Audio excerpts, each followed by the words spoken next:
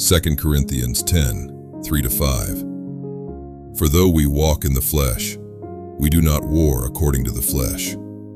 For the weapons of our warfare are not carnal, but mighty in God for pulling down strongholds, casting down arguments, and every high thing that exalts itself against the knowledge of God, bringing every thought into captivity to the obedience of Christ.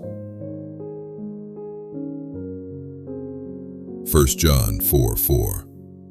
You are of God, little children, and have overcome them, because he who is in you is greater than he who is in the world. 1 Samuel 2:9. He will guard the feet of his saints, but the wicked shall be silent in darkness. For by strength no man shall prevail.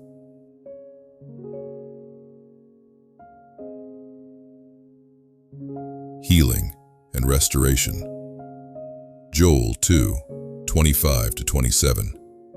So I will restore to you the years that the swarming locust has eaten, the crawling locust, the consuming locust, and the chewing locust, my great army which I sent among you. You shall eat in plenty and be satisfied, and praise the name of the Lord your God, who has dealt wondrously with you. And my people shall never be put to shame. Then you shall know that I am in the midst of Israel. I am the Lord your God, and there is no other. My people shall never be put to shame. Acts 10:38. God anointed Jesus of Nazareth with the Holy Spirit and with power, who went about doing good and healing all who were oppressed by the devil, for God was with him.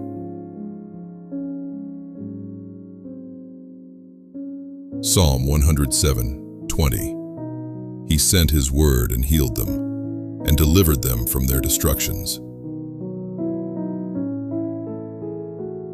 Isaiah 61:3. To console those who mourn in Zion, to give them beauty for ashes, the oil of joy for mourning, the garment of praise